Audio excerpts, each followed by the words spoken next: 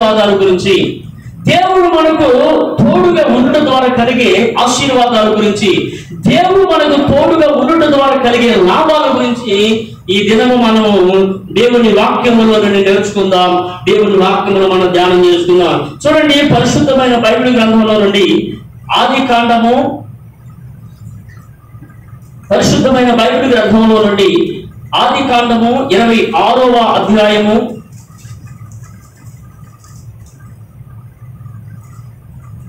3వ వచన భాగాన్ని మనం చదువుకుందాం.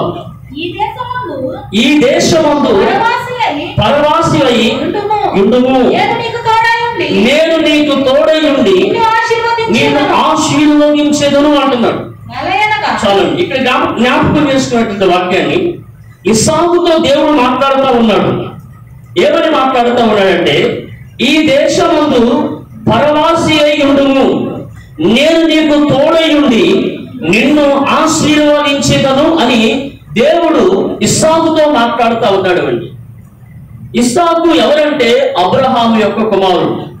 అబ్రహాము ఎవరంటే పిల్లరా, మరి దేవునికి భయపడి, దేవునికి లోబడి, దేవుడు ఆజ్ఞలన్నిటిని కూడా గైకొని దేవునికి ఇష్టమైన వ్యక్తిగా జీవించిన వ్యక్తి అబ్రహాము. అబ్రహాము గురించి దేవుడు ఏమంటాడో తెలుసా? అబ్రహాము నా స్నేహితుడు, అబ్రహాము ద్వారా ఈ భూమి అంతటిని కూడా దేవుడు ఆశీర్వదిస్తాడని, విస్తరింపజేస్తానని, అబ్రహాము యొక్క సంతానాన్ని నలు దిశలో నేను వ్యాపింపజేస్తాను అని అబ్రహాముతో దేవుడు వాగ్దానం చేస్తూ ఉంటాడు. అబ్రహాము సంతతిని దేవుడు ఉత్తరము దిక్కున, పడమటి దిక్కున, దక్షిణము దిక్కున, ఏమంటే 4 దిక్కులు కూడా అబ్రహాము యొక్క సంతానాన్ని దేవుడు ఆశీర్వదిస్తానని వాగ్దానం చేస్తూ ఉంటాడు. కారణము, అబ్రహాము దేవునికి లోబడ్డ వ్యక్తి, అబ్రహాము దేవునికి భయపడిన వ్యక్తి, అబ్రహాము దేవుని ఆజ్ఞలన్నింటినీ కూడా గైకొనిన వాడుగా ఉన్నాడు. అబ్రహాము దేవునికి ఇష్టంగా బ్రతికాడు. అబ్రహాము దేవుని యొక్క సత్యమైన మార్గములో దేవునికి ప్రీతికరముగా అబ్రహాము నడుచుకున్నాడు కనుక అబ్రహామును అన్నిటిలో దేవుడు ఆశీర్వదించాడు.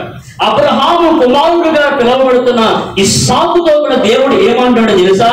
ఇదిగో నేను అబ్రహాముకు తోడై ఉండి అబ్రహామును ఆశీర్వదించినట్లుగా నేను కూడా నీకు తోడై ఉండి నేను నిన్ను ఆశీర్వదిస్తాను. కనుక నువ్వు ఈ దేశమందు పరవాసిగా ఉండుము, నేను నీకు తోడై ఉండి నేను నిన్ను ఆశీర్వదిస్తాను అని చెప్పేసి ఇస్సాకుతో దేవుడు పిల్లరా మాట్లాడుతూ ఉన్నాడు. దేవుడికి స్తోత్రం కలుగునుగాక.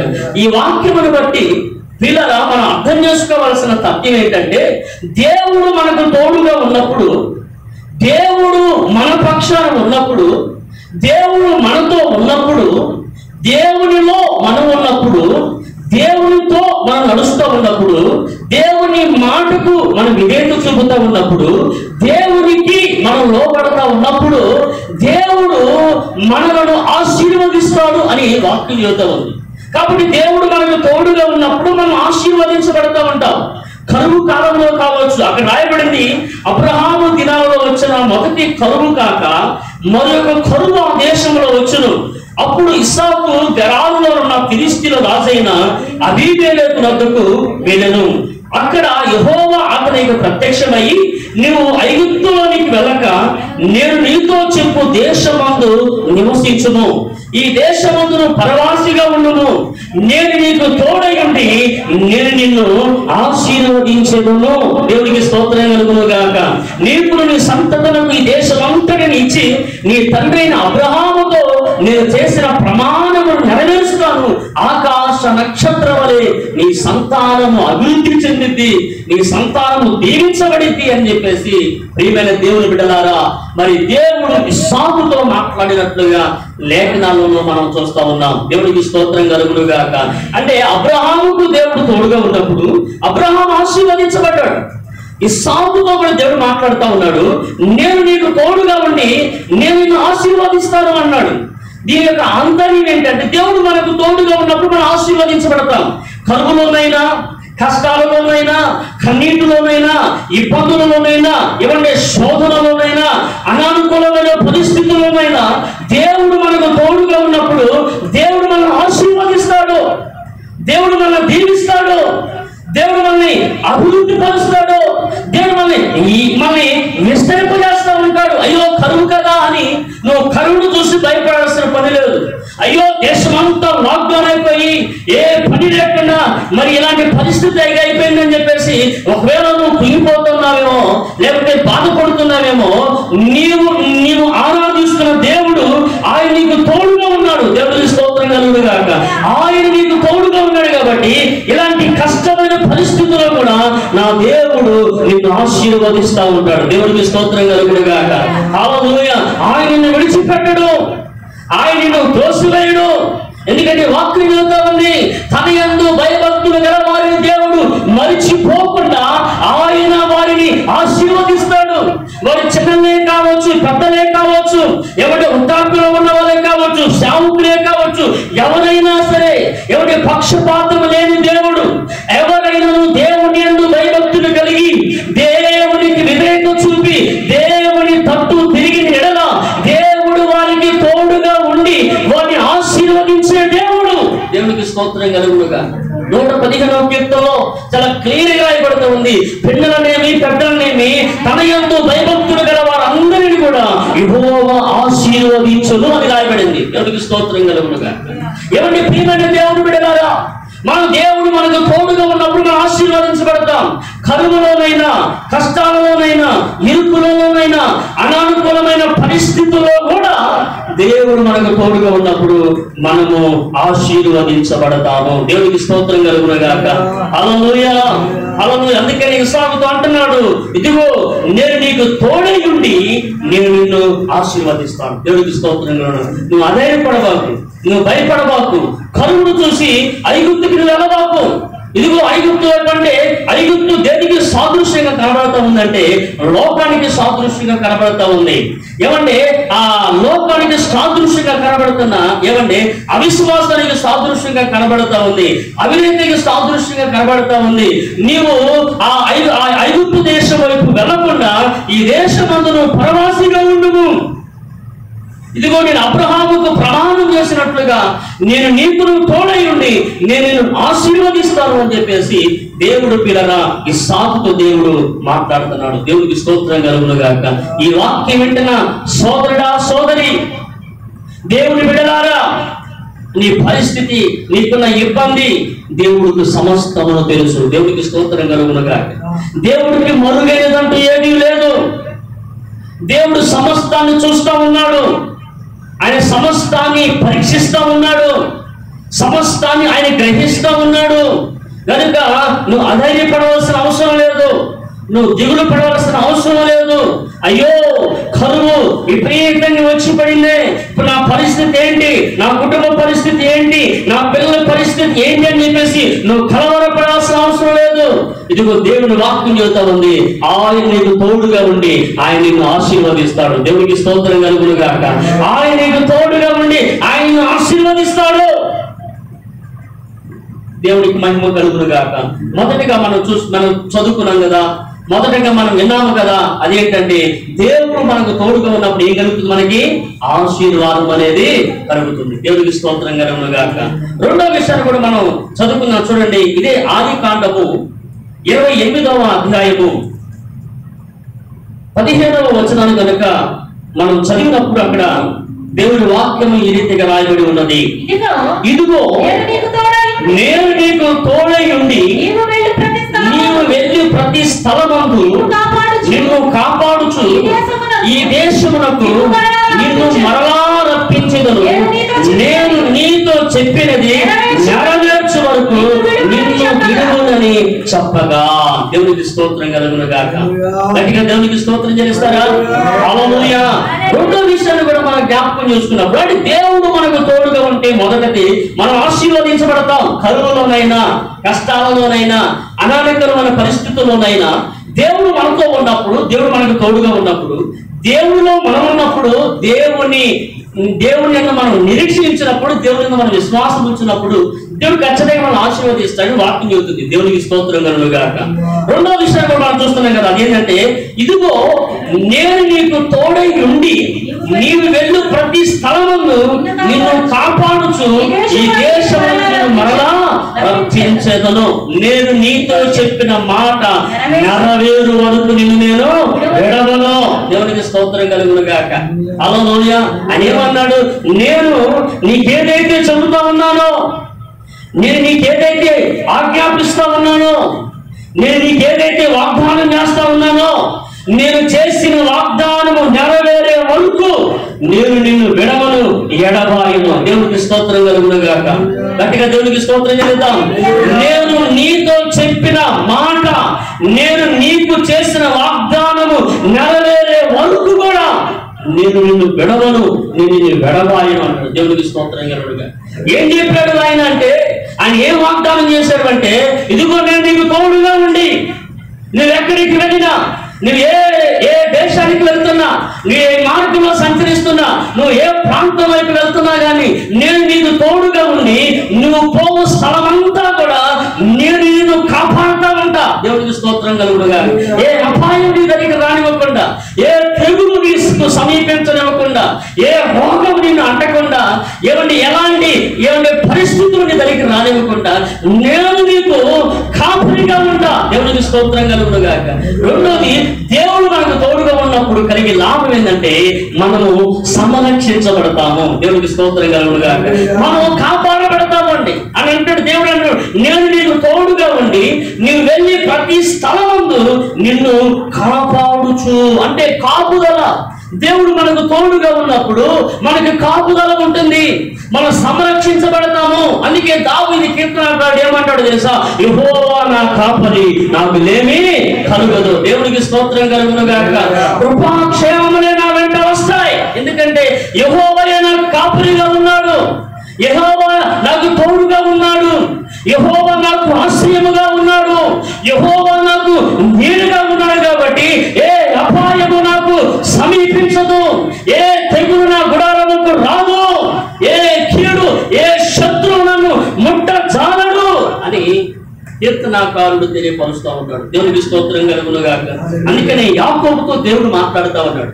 ఒకసారి యాకోబు పిల్లరా మరి ఆ హారాను వైపు వెళుచు మరి ఒక చోట పొద్దుగుప్పినందున ఏమంటే ఒక రాయిని తీసుకొని ఆ రాయిని తలగడగా పెట్టుకొని నిద్రపోతా ఉన్నాడు.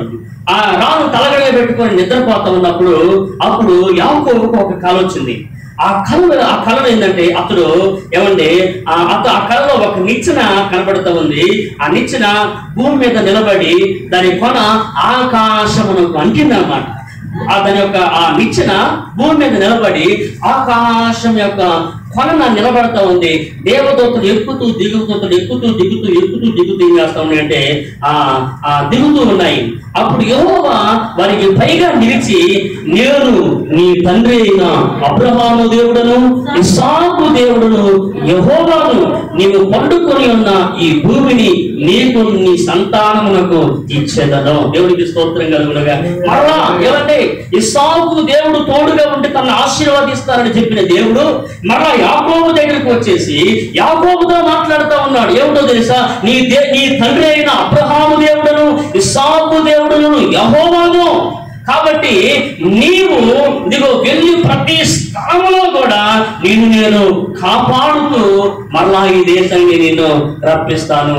మరలా ఈ దేశాన్ని రప్పించే వరకు కూడా నేను నీతో చెప్పిన మాటను నేను నెరవేరుస్తాను. దేవుడికి స్తోత్రం కలుగునుగా. నేను విడవను అంటే నెరవేర్చే వరకు నేను విడవను అని చెప్పేసి పిల్లరా యాకోబుతో దేవుడు వాగ్దానం చేస్తా ఉన్నాడండి. దేవుడికి మహిమ కలుగునుగా. కాబట్టి దేవుడికి మహిమ కలుగునుగా. ఒకసారి గట్టిగా దేవుడికి స్తోత్రం చేద్దాము. హల్లెలూయా. కాబట్టి దేవుడు మనకు తోడుగా ఉన్నప్పుడు ఇలా రెండో లాభం, రెండో ఆశీర్వాదం, రెండో దేవుడు ఏంటంటే మనకు కాపుదల ఉంటుంది. మనకి కాపుదల ఉంటుంది. దేవుడు మనకు తోడుగా ఉన్నప్పుడు పిల్లలు మనం సంరక్షించబడతాం, మనం కాపాడబడతా ఉంటాం. మనం వాక్యాన్ని కనుక ఏమంటే చదువుతూ ఉన్నప్పుడు, ధ్యానం చేస్తూ ఉన్నప్పుడు, కొంతమంది భక్తుల యొక్క జీవిత చరిత్రను మనం తలుచుకున్నప్పుడు మనకు అర్థమవుతూ ఉంటుంది పిల్లరా. మరి దేవుడు వారికి తోడుగా ఉన్నప్పుడు వారు ఆ సింహాల గృహంలో వేసినా కానీ వారికి ఏ హాని కలగకుండా దేవుడు వారిని కాపాడినట్టుగా దేవుడి లేఖనాల్లో మనం చూస్తూ ఉన్నాం. అలాగే అగ్నిగుండంలో వారిని వేసినప్పటికీ కూడా వారు తల వెంట్రుక చెప్పుకు కూడా ఏమండి కాలిపోనట్లు, వారి వస్త్రాలు కూడా ఏమండి కాలిపోకుండా అవి అలాగే ఉన్నట్లుగా దేవుడి వాక్యంలో మనం చూస్తా ఉన్నాం. దేవుడికి స్తోత్రం కలుగును. దేవుడు తోడుగా ఉన్నప్పుడు ఇలా మనం కాపాడబడతా ఉంటాం. దేవుడు తోడుగా ఉన్నప్పుడు మనం భద్రపరచబడతా ఉంటాం. దేవుడు తోడుగా ఉన్నప్పుడు మనం సంరక్షించబడతా ఉంటాము. దేవుడికి స్తోత్రం కలుగును గాక. చూడండి, అందుకనే వాక్యం చెబుతా ఉంది. యాకోబుతో దేవుడు అంటాడు, యాకోబు నేను నీకు తోడుగా ఉంటాను, నువ్వు వెళ్ళే ప్రతి మార్గంలో కూడా నేను నిన్ను కాపాడుతూ మళ్ళా ఈ దేశాన్ని తీసుకుని వస్తాను, మళ్ళా ఈ దేశాన్ని నేను తోడుకొని వస్తాను, నేను నీతో చెప్పినది నెరవేరు వరకు కూడా నేను నిన్ను విడవనయ్యా. దేవునికి స్తోత్రం కలుగును. హల్లెలూయా. ఎంత గొప్ప వాగ్దానం చూశారండి. దేవుడు ఎంత నమ్మదగినవాడండి. దేవుడు ఎంత గొప్ప దేవుడు అంటే ఆయన అంటున్నాడు, పురుగు వంటి యాకోబుతో అంటా ఉన్నాడు. ఆ పురుగు వంటి యాకోబు అన్నాడు, పురుగు వంటి యాకోబు, అల్పుడవు యాకోబు, నువ్వు ఆదాయపడబాకు, ఇదిగో నేను నిన్ను తోడుగా ఉండి నేను నిన్ను కాపాడుతూ నేను నిన్ను ఆశీర్వదిస్తాను. నీ సంతతిని ఎవరిని నీ పితరుడైన అబ్రహాముకు, ఇదిగో నీ పితరుడు ఇస్సాకుకు చేసినట్లుగా, ఇదిగో వారికి వాగ్దానం చేసినట్లుగా నీ సంతతిని కూడా నేను ఆశీర్వదిస్తాను, అభివృద్ధి పరుస్తాను, విస్తరింపజేస్తాను అని చెప్పేసి యాకోబుతో దేవుడు మాట్లాడినట్లుగా దేవుడి లేఖనాల్లో మనం చూస్తా ఉన్నాం. దేవుడికి స్తోత్రం కలుగును గాక. మూడో విషయాన్ని కూడా మనం చూస్తే త్వరగా మనం చదువుకుంటూ వెళ్దాం. చూడండి, మూడో విషయాన్ని మనం చూస్తే ఆదికాండము 39వ అధ్యాయము 3వ వచనాన్ని ఒకసారి మనం చదువుకుందాం. యెహోవా అతనికి తోడై ఉండిననియు అతను చేసినదంతయు అతని చేతిలో యెహోవా సఫలము చేసినని అతని యజమానులు చూసినప్పుడు యోసేపు మీద అతనికి కటాక్షము కలిగెను. దేవునికి స్తోత్రం కలుగును గాక. ఏమంటే మూడో విషయాన్ని కూడా మనం జ్ఞాపకం చేసుకుంటే, దేవుడు మనకు తోడుగా ఉన్నప్పుడు మొదట మనం ఆశీర్వదించబడతాం. రెండోది, దేవుడు మనకు తోడుగా ఉన్నప్పుడు మనం కాపాడబడతా ఉంటాం, మనం సంరక్షించబడతా ఉంటాము. మూడో విషయాన్ని కూడా మనం జ్ఞాపకం చేసుకుంటే, దేవుడు మనకు తోడై ఉన్నప్పుడు, దేవుడు మనకి తోడుగా ఉన్నప్పుడు పిల్లరా మనకు కలిగే మూడో ఆశీర్వాదం ఏమిటంటే పిల్లరా, మన యొక్క ప్రయత్నాలన్నింటిలో కూడా దేవుడు ఏం చేస్తాడంటే సఫలం చేస్తూ ఉంటాడు, విఫలం కావు. దేవుడు తోడుగా లేకపోతే మన ప్రయత్నాలన్నీ కూడా విఫలమైపోతా ఉంటాయేమో. అందుకనే నాకు ఒక మాట గుర్తొస్తా ఉంది, ఒక లేఖనం గుర్తొస్తా ఉంది. యెహోవా ఇల్లు కట్టించిన ఎడల కట్టువాని ప్రయాసము వ్యర్థమే. అంటే దేవుడు ఆ ఇల్లు కట్టువానికి సహాయం చేయకపోతే అతను చేసినంతా కూడా వ్యర్థమైపోతుంది. అంటే దేవుడు తోడు లేకపోతే తన ప్రయత్నాలన్నీ కూడా విఫలమైపోతాయనే కదా. అక్కడ యోసేపుకు దేవుడు తోడుగా ఉన్నాడు. దేవుడు తోడుగా ఉన్నాడు కాబట్టి యోసేపును బట్టి పొతిఫర్ యొక్క ఇంటిని దేవుడు ఏం చేస్తాడంటే ఆశీర్వదిస్తా ఉన్నాడు, అభివృద్ధి పరుస్తూ ఉన్నాడండి. ఏమంటే అంతకుముందు ఉన్న స్థితి, అంతకుముందు ఉన్న పరిస్థితి యోసేపు తన దగ్గరికి వచ్చిన కాలం నుండి తన జీవితంలో కానీ, తన యొక్క రాజ్యంలో కానీ, తన ఇంటిలో కానీ, తన పొలంలో కానీ అభివృద్ధి అనేది, ఆశీర్వాదం అనేది ఏమంటే కనపరచబడతా ఉంది. ఇది గమనించిన ఆ యజమానుడు, ఇది చూసిన యజమానుడు ఏమన్నాడు తెలుసా? దేవుడు నీకు తోడుగా ఉండి, దేవుడికి స్తోత్రంగా ఉన్నాడు, యెహోవా నీకు తోడుగా ఉన్నాడు కనుక అతను వద్దులుతూ ఉన్నాడు. దేవుడికి స్తోత్రంగా ఉన్నాడు. యెహోవా నీకు తోడుగా ఉన్నాడు కాబట్టి అతను చేసినదంతా కూడా ఏం చేస్తున్నాడు? యెహోవా ఏం చేస్తున్నాడు? సఫలం చేస్తాడు. దేవుడికి స్తోత్రంగా. అంటే దేవుడు తోడుగా ఉన్నాడు కాబట్టి, అంటే యోసేపుతో దేవుడు ఉన్నాడు, యోసేపు పక్షాన దేవుడు ఉన్నాడు, యోసేపు చేసిన ప్రతి పనిలో కూడా దేవుడు తనకి సహాయం చేస్తున్నాడు కాబట్టి మరి అతను చేస్తున్నదంతా కూడా ఏమైపోతుందంటే సఫలమైపోతుంది, కానీ విఫలము అవట్లా. దేవుడికి స్తోత్రంగా ఉన్నాడు. రోజు నీ యొక్క ప్రయత్నాలు విఫలమైపోతా ఉన్నాయా? నీ ప్రయత్నాలు విఫలమైపోవటానికి దేవుడు నీకు తోడుగా లేడేమో. దేవుడు నీకు తోడుగా లేకపోవటానికి పిల్లరా నీ అవిధేయత కావచ్చు, నువ్వు దేవుడికి దూరం అయిపోవటం కావచ్చు, దేవుడిని విడిచిపెట్టడం కావచ్చు, లేదా వేషధారణతో కూడిన భక్తి జీవితాన్ని కొనసాగించడం కావచ్చు. ఏది నిన్ను దేవుడికి దూరం చేస్తా ఉంది? దేవుడు తోడు నీతో కూడా లేకుండా ఏ యొక్క దుష్టక్రియ నేను వెంటాడుతుందో గమనించి దాన్ని ఎప్పుడైతే విడిచిపెడతావో పిల్లరా అప్పుడు దేవుడు ఏమండి నీ దగ్గరికి వచ్చేసి ఆయన నీకు తోడుగా ఉండి నీ ప్రయత్నాలన్నింటిలో కూడా ఆయన సఫలము చేస్తా ఉంటాడు. దేవుడికి స్తోత్రం కలుగును గాక. హల్లెలూయా, హల్లెలూయా. అందుకని యోసేపుకు దేవుడు తోడై ఉండి అతను చేసినదంతయు అతని చేతిలో యెహోవా సఫలము చేయుట ఆ యజమానుడు చూస్తా ఉన్నాడు. పోతీఫరు దేవుడికి స్తోత్రం కలుగును గాక. అంతే గమనిస్తా ఉన్నాడు. యోసేపు ఏది ఏమంటే పట్టుకొనుచున్నా, ఆ ఏది తలపెడుతున్నా కానీ, ఏ ఆలోచన కలిగి ఉన్నా, ఏ పని ప్రారంభించినా కానీ, ఏది చెబుతున్నా కానీ ఆ విషయంలో దేవుడు తోడుగా ఉండి తనకేం చేస్తున్నాడంటే సఫలం చేస్తున్నాడు, విజయాన్ని దయచేస్తా ఉన్నాడు, మేలు చేస్తా ఉన్నాడు. ఇది గమనించినాడు పోతీఫరు. దేవుడు తోడుంటే తప్ప ఇలా జరగవు. దేవుడు ఎందుకంటే పిల్లగా అది దేవుడు అతనితో ఉన్నాడు కాబట్టి, దేవుడు తనకు తోడుగా ఉన్నాడు కాబట్టి అది ఏ పని పెట్టే తలపడది విజయం అయిపోతుంది. అది దేవుడికరంగా మార్చబడతా ఉంది, అది ఆశీర్వాదకరంగా ఉంటుందని చెప్పేసి యజమానుడు గ్రహించి పిల్లరా సమస్త ఆధిపత్యాన్ని అతనికి అప్పగించినట్లుగా తర్వాత వాక్య భాగాల్లో మనకి అర్థమవుతూ ఉంటుంది. దేవునికి స్తోత్రం కలుగును గాక.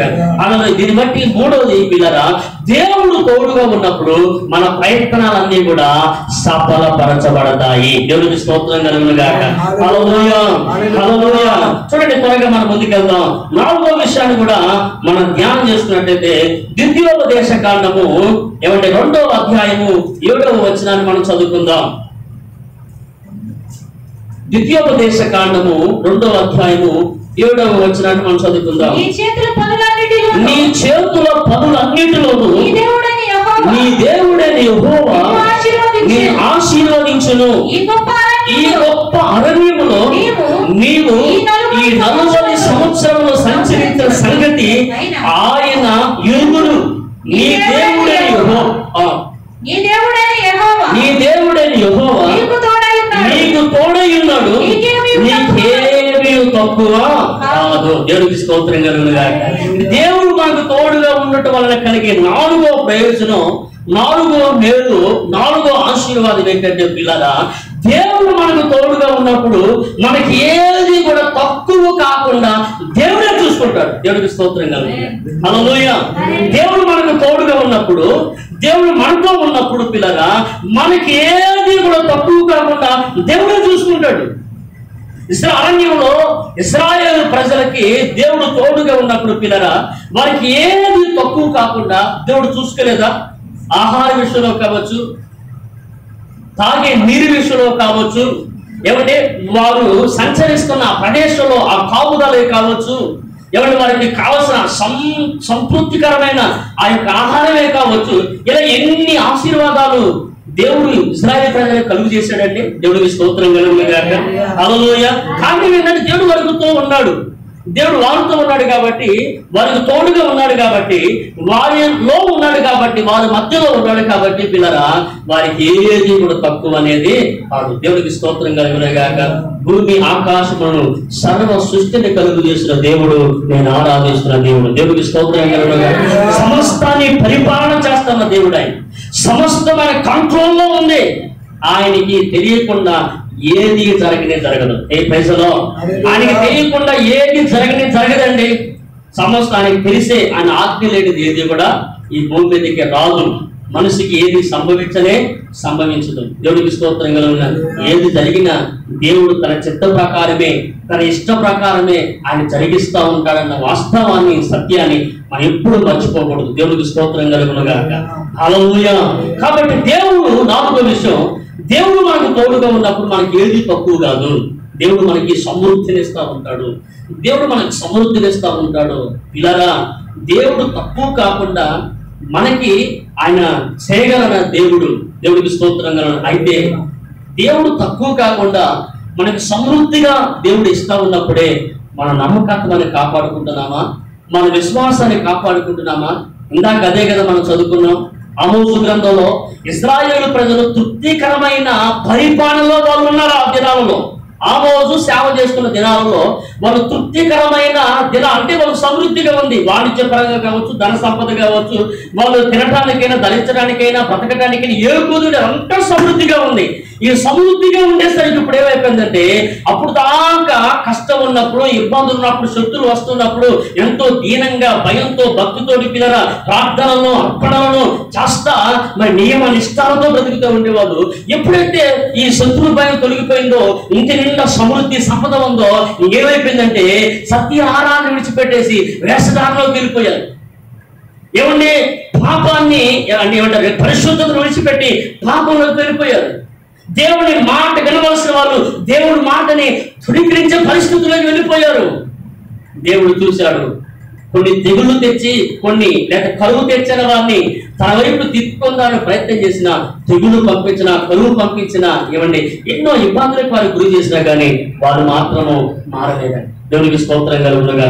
వారు మార్పు కొరకు ఎంతో ప్రవచించాడు ఆమోసు, కానీ వారు మార్పు రాలేదు. జరిపిస్తారు. ఈరోజు చాలా మంది కూడా గమనిస్తా ఉన్నాను, కొన్నిసార్లు చెప్పడానికి కొంచెం భయం వేస్తా ఉంది. ప్రపంచం అంతా ఈరోజు ఎంతో భయపడతా ఉంది. ప్రపంచం అంతా ఈరోజు ఎంతో ఏమంటే గడగడలాడిపోతా ఉంది. ప్రపంచం ఈ విధంగా భయపడుతున్నా ఈరోజు విశ్వాసుడికి పిల్లల కొంచెం కూడా ఆత్మ సంబంధమైన విషయంలో భయం కనబడట్లేదు. అయ్యో, ప్రపంచం ఒక్క చిన్న వైరస్సే ఎన్నో దేశాలను అతలాకుతలం చేస్తా ఉంది. ఏమండి, చాలా మంది యువతులు మేము పుట్టిన కాలం ఇంతవరకు ఇలాంటి రోజులు రాలేదు, ఇలాంటి పరిస్థితి రాలేదు, ఇంత దారుణంగా ఎప్పుడు జరగలేదని ఎంతో మంది చెబుతూ ఉన్నారు కదా. మీరు వింటా ఉన్నారు కదా, వార్తల్లో వింటా ఉన్నారు కదా, ఆ నోటి ఈ నోటి చెప్పుకుంటున్నప్పుడు వింటా ఉన్నారు కదా. పరిస్థితులు ఎంతో దారుణమైపోతూ ఉన్నాయి. అయినా కానీ నీలో భయం ఉందా? అయినా నీలో వినయం ఉందా? అయినా నీలో విధేయత ఉందా? అయినా నీలో భయము భక్తి ఉన్నదా అని చెప్పేసి బహుశా నీవు పరీక్షించుకోవాల్సిన అవసరత ఎంతైనా ఉంది. దేవునికి స్తోత్రం కలుగును గాక. గట్టిగా దేవునికి స్తోత్రం చెల్లిస్తారా? హల్లెలూయా. కాబట్టి వాళ్ళు దేవునికి భయపడకుండా ఇష్టానుసారిగా బ్రతికి పిల్లరా దేవుడు ఉగ్రతకి వాళ్ళు దూరం అయిపోయారు. కానీ దేవుడు మనకి తోడుగా ఉన్నప్పుడు మనకి ఏది తక్కువ అనేది కాదు. దేవునికి స్తోత్రం కలుగును గాక. ఏది మనకు తక్కువ కాదు. 5వ విషయాన్ని మనం చదువుకుందాం. చూడండి, దినవృత్తాంతాల 2వ గ్రంథము 19వ అధ్యాయము 11వ వచనాన్ని మనం చదువుకుందాం.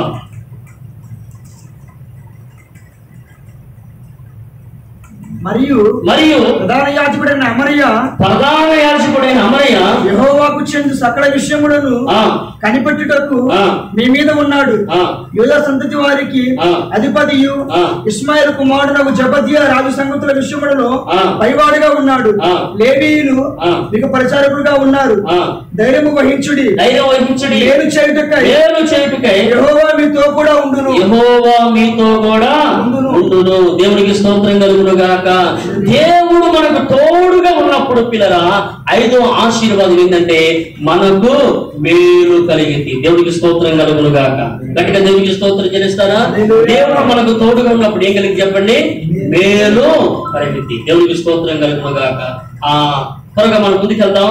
6వ ఆశీర్వాదం గురించి, దేవుడు మనకు తోడుగా ఉండదు వరకు కలిగి 6వ మేలు గురించి మనం మాట్లాడుకుందాం. అపోస్తుల కార్యములు 14వ అధ్యాయము 27వ వచనాన్ని మనం చదువుకుందాం.